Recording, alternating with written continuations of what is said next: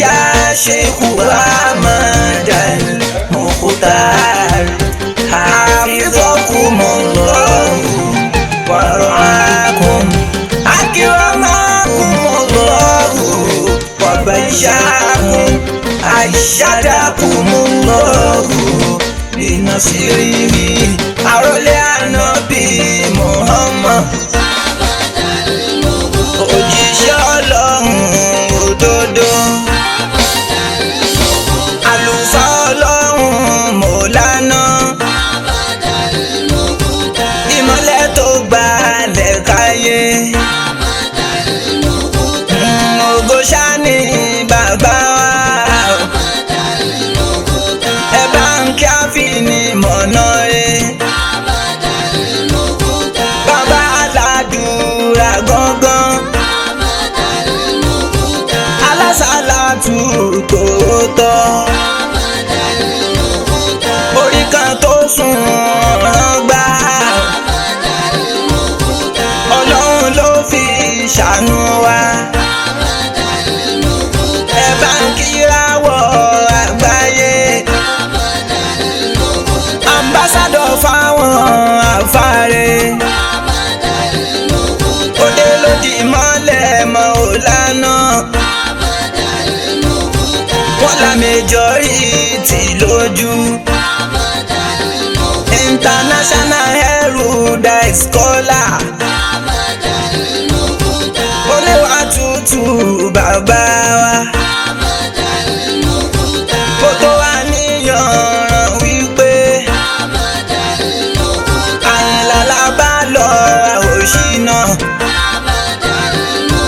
ojú ọ̀nà ànábì mọ̀.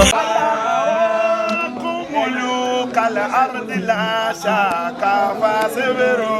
La ilaha illallah, la ilaha illallah. Allah fàdúníyà kàlà bímọ àmì tàbá sọ̀rọ̀.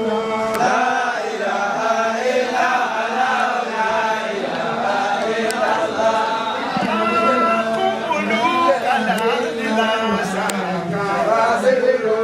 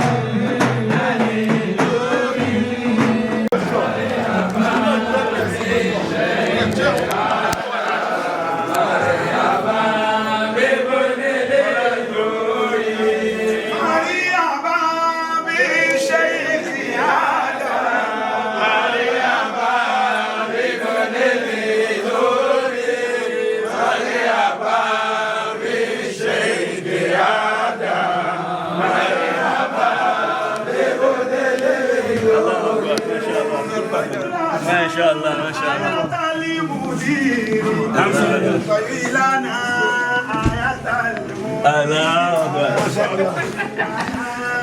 الله. ما شاء الله ما شاء الله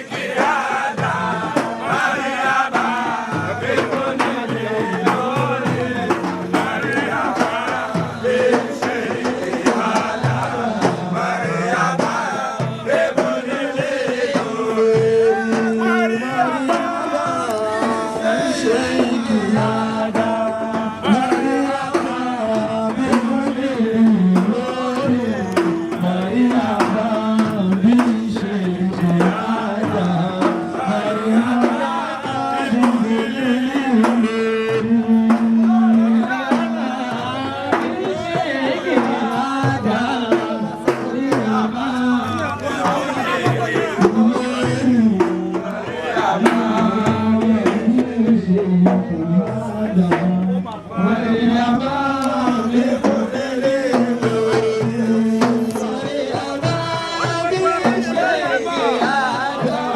هو الله مارو إنا أنزلناك آية الكرسي التاهية بسم الله الرحمن الرحيم قل هو الله أحد الله الصمد لم يلد ولم يولد ولم يكن له كفوا أحد بسم الله الرحمن الرحيم قل هو الله أحد الله الصمد لم يلد ولم يولد ولم يكن له كفوا أحد بسم الله الرحمن الرحيم قل هو الله أحد الله الصمد لم يلد ولم يولد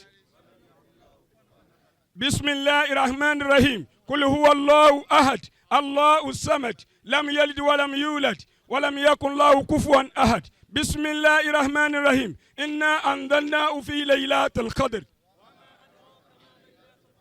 ليلة القدر خير من 1000 شهر تنزل الملائكة والروح فيها بإذن ربه من كل أمر سلام هي تامة الله الفجر بسم الله الرحمن الرحيم هي لله أزاكيات لله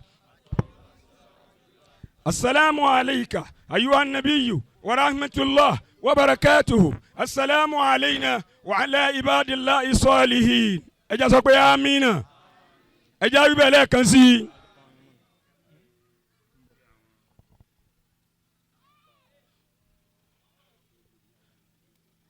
wọ́n ní kí gbogbo àwọn àlùfáà wa kí wọ́n tó máa gba máìkì sọ̀rọ̀ ṣàdúrà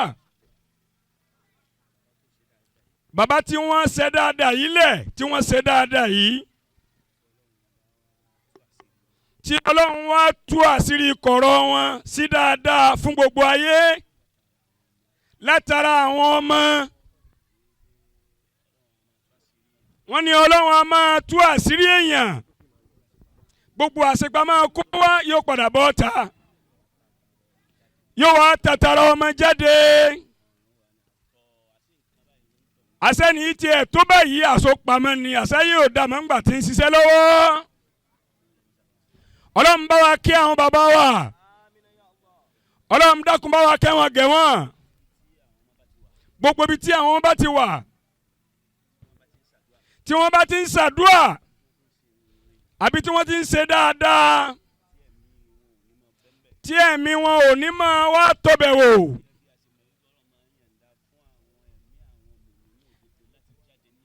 àwọn bàbá wa Sheikh Adam ní òru Àlàmísì májúmọ́ Jímọ̀ Ọlọ́run a máa yọ̀ǹda fún ẹ̀mí àwọn olùgbé ayé ṣe dáadáa pé máa wẹ̀yìn rẹ̀ wò máa wo dáadáa tó fàyè rẹ̀ ṣe tí wọ́n ń tú lẹ́yìn rẹ̀.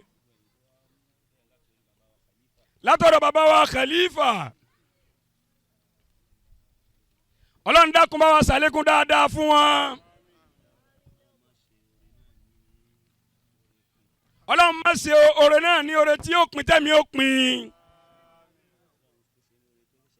Ọlọ́run ṣe ní oore tó ṣe bẹ̀rẹ̀ tí ò ní dúró lẹ́lẹ́ tí ó máa lọ bẹ́ẹ̀ tí ẹ̀mí gígùn àti àlàáfíà ara tẹ́ fi wá lóore náà Ọlọ́run má sábà yọ̀ǹda fún yín ọlá títóbi Al-Qur'an ọlá bisimilayi náà tẹ́yìn náà ẹja ṣe lálàríwó.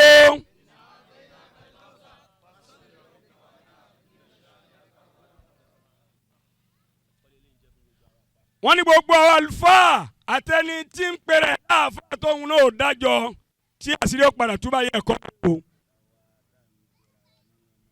àti gbogbo àwọn tá à ń pèrè àwọn ọlọ́mọ akéwú.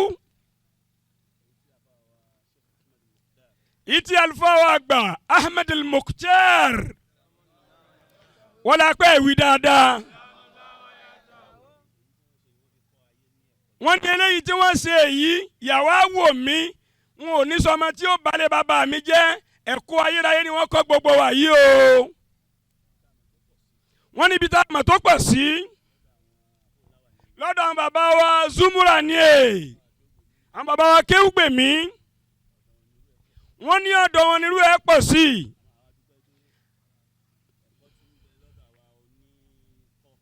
gbogbo ní àwọn oníkọ́ akiramakumullah àwọn oní dọ́rọ́bà Seidu Amúdá náà àwọn onínìzọ́míyẹ elétò pé báyìí ni ó lọ báyìí ló gbọ́dọ̀ lọ àṣọ ti padà jára wọn ẹ̀ ọ̀kan náà ní padà túmọ̀ sí. ta ló wá kó àwọn bàbá wa Muktaru yìí máa ṣe bí ọjọ́ orí ṣe mà yìí bàbá wa àgbà Mọ̀lánà Sheikh Adam ní ta ló kọ́ wọn ẹ̀ sì ẹ̀wí nǹkan rárá. Nbí ẹlòmíì ó ti máa lura wọn pa lérí ilẹ̀ tí ó gbàbọ̀ darẹ̀ gbálẹ̀ fa bàbá rẹ̀ létí ààrẹ rẹ̀ tí ó máa jà lérí kúndì àti ilé ìjàmbá wa kọ́lẹ̀ ọ̀ lè mú jù mí lọ tí wọ́n máa jà lérí tí ò lè wúlò fún wọn. àṣì ọmọ sàn ojúlówó ọmọ yàtọ̀ fún pàǹdà tí ń bẹ́nu rẹ̀ sí.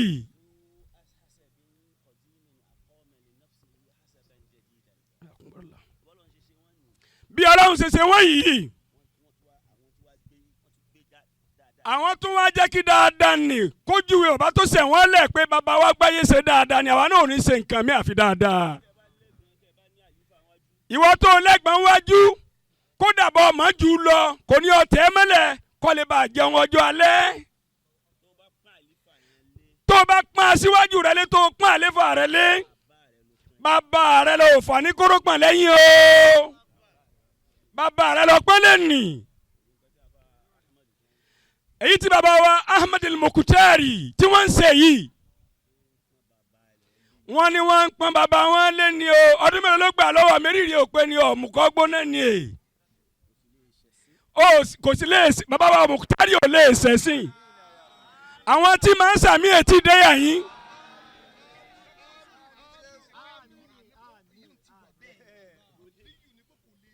wọ́n ní bàbá wa Ahmed al-Mukhtari wọ́n ní wọn ò lè ṣẹ̀sìn ọ̀sọ́pọ̀ dèmẹ́ni wọn ò lè ṣẹlẹ́yà tí wọn ò sì ní bàjẹ́ látẹ̀rí àwọn bàbá Mọ̀lánà Sheikh Adam. bàbá wa Mọ̀lánà Sheikh Muhammad Sheikh na Adam wọ́n ní àwọn náà tọrọ lọ́dọ̀ Ọlọ́run. ẹ sọ pé wọ́n ní ń bọ̀ lọ́nà ni Ọlọ́run yóò tètè dé. gbogbo ẹni tí ń tọrọ pé mo fẹ́ pọ́n aṣíwájú mi lé wọn ní kọ́ lọ́wọ́ máa rọ̀ ọ́ lọ́rọ̀. bàbá wa Ahmed al-Mukhtari wọ́n lẹ̀ ní ṣubú tó o bá gbà pé ṣé Ádámù ní sọ̀sọ̀ pé amínà dáadáa wọ́n lẹ̀ sì ní kúrú ẹ̀mí ayé ò sì ní wòrin ẹ̀sìn láì dáa yóò tún máa dáa sí ni kí àfa olówó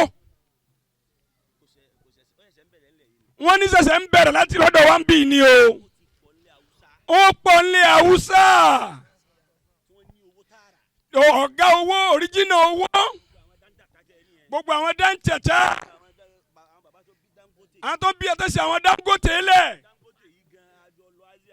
bàbá wọn làwọn jọ lọ Asia pẹ̀lú Dangote ni wọ́n lọ sí ní àwọn náà sì lọ Asia rí Asia rí náà ló lọ àfáàní alásìírí ni ẹnẹkàlí ni Ọlọ́run wá fowó de ládé ó ti wọ́n rí bẹ́ẹ̀ lọ́ba Ọlọ́run méjì ó pin láéláé Ọlọ́run nẹ́bùwá Muhammad Al-Fatiha.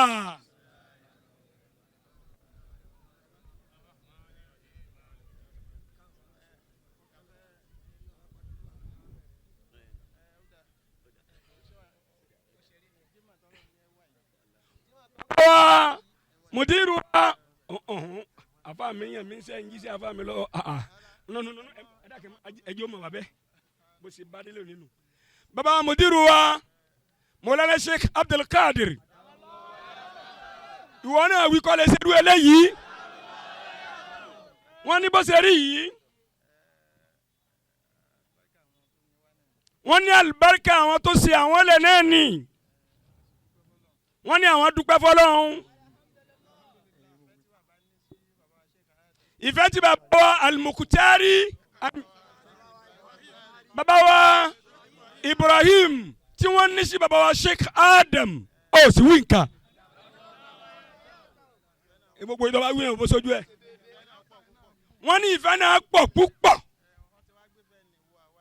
wọ́n ní wọ́n tún wá gbé ìfẹ́ náà wọ àwa ọmọ látìgbà tó ti pẹ́ ni.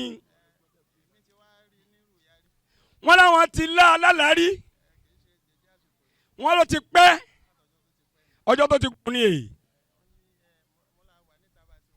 bàbá làwọn wa ń tẹ́ báwọn ṣe wà yìí. wọ́n ní bàbá ṣé Ádámọ̀ wá yà wá wọlé pé boníṣẹ́ mi dé hàn yín. wọ́n làwọn búra pẹ̀lú ọba tó láyé àtàlùkìyàmà. wọ́n ní ṣé Ádámọ̀ máa ń kọjá lọ wọ́n ń béèrè wa wọ́n yà wá wọlé wọn. wọ́n làwọn sàn kó gbẹ pé kí làwọn fi ṣàlejò báyìí kí làwọn tó gbà báyìí ọ̀ sì pariwo Ọlọ́run. wọ́n làwọn ẹkú mọ̀ pé wọ́n yé parọ́ tẹ́lẹ̀tẹ́lẹ̀ wọ́n làwọn búra pẹ̀lú ọba tó ní ayé àtàlùkìyàmà. àṣẹlẹ̀ yìí ni ìfọ́síwẹ́wẹ́ àlàtàná lọ́wọ́ padà wá fi rẹ̀ sòdodo lónìí báyìí o. wọ́n ló tó gún ọdún táwọn ti wà ńlẹ̀ yìí Jímọ̀ táǹkì yìí náà ó sì ti lé lọ́dún mẹ́ẹ̀ẹ́dógún tó ti fẹ́ kan ogún ọdún báyìí náà lẹ́wọ́ kánmọ́sí lẹ́wọ́ dàmí àlùbáríkà sí ìyọ́ sàmì dáadáa.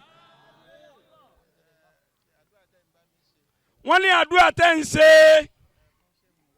fún bàbá wa Al-Mukhtari kéésì ti gbangba yìí nìkan ni Ọlọ́run o wọ́n ní ẹ dákun ẹ má tún dákẹ́ wọ́n ní ẹ dákun wọ́n ní ẹ dákun bí ó ṣe máa rí nànú jọ kú erin wọ́n ní ẹ wí nǹkan musa má balẹ̀ lérí bàbá wa kí ó gbè mí wọ́n ní Mawlana Sheikh Adam Abdullahi Al-Alori dákun bá ń wí lẹ́ẹ̀kan sí tó o bá pariwo gbogbo àgbákò ayé òkú yọ.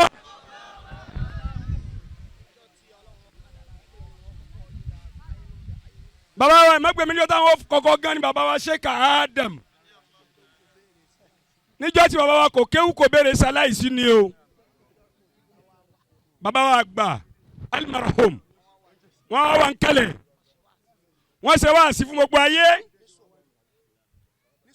nísòrí ẹ̀kejì tí àwọn tó gan ni bàbá wa àgbà Mawlana Sheikh Adam níjọ́ tí ìlú Ìlọrin ti jẹ́ ìtakùn irun náà ni èyí. wọ́n láwọn ọmọ bàbá wa dámà wọn yìí àwọn ò tí ì rí wọn rí tẹ́lẹ̀.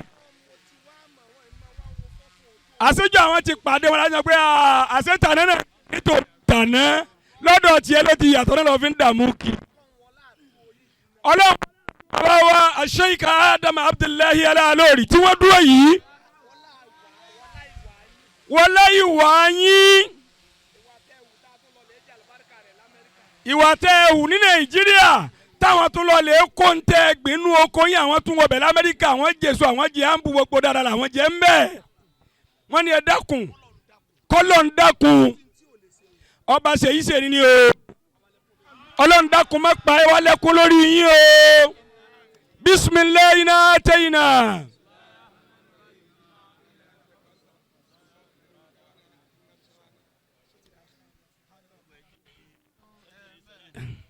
ó yá yòókù di masalasi wọ́n ní kí wọ́n tó gun òpèlè kí wọ́n náà. illallah wọ́n ní kẹjẹ ká kírun náà wọ́n ní ká kírun náà anakallah wọ́n ní ká kírun náà wọ́n ní ká ṣe kútùbà ká kírun náà. Allahu la ilaha illallah ربيا لا إله إلا الله لا إله إلا فجاء بفيافي في المعارف لا مصطفى لا إله إلا الله وقد قصر الأقطاب عن دارك شاوية إلا الله لا إله bifadili ila inasija. àwa tí a bá jẹ́ ọmọlékéwú tá a bá wà ní mọ́ṣáláṣí ẹ jẹ́ ká fún àwọn àgbàlagbà láàyè àwa tá a jẹ́ ọ̀dọ́ àbáwọn ọmọ kéwú tá a wà nínú mọ́ṣáláṣí. àwọn ọmọ kéwú ẹ máa bọ̀ níta. wọ́n ní ká máa bọ̀ níta. ẹ máa bọ̀ lórí gíráàsì mi báyìí. wọ́n ní ká máa bọ̀ lórí gíráàsì yìí. ìwọ tó kí jù má tì ní lórí grass wá kí irú èmi náà èmi náà sì kiri. Masha Allah. La ilaha illa Allah, la ilaha illa Allah. Ẹ jẹ́ àjòkó fún kútúbà. Masha Allah. Wusulu jami'il masikina bi abliya. Ẹ jẹ́ àjòkó fún kútúbà. Tahaqqaqa ma lam yukasib rabbiya. Masha Allah. Fajaw bi fayafi. Ọba ara ẹnìkan dúró àti bẹ́ẹ̀ ṣe kútúbà. Sayyidina Muhammadu Rasulullah alayhi salam Allah. Máìkì kejìlá.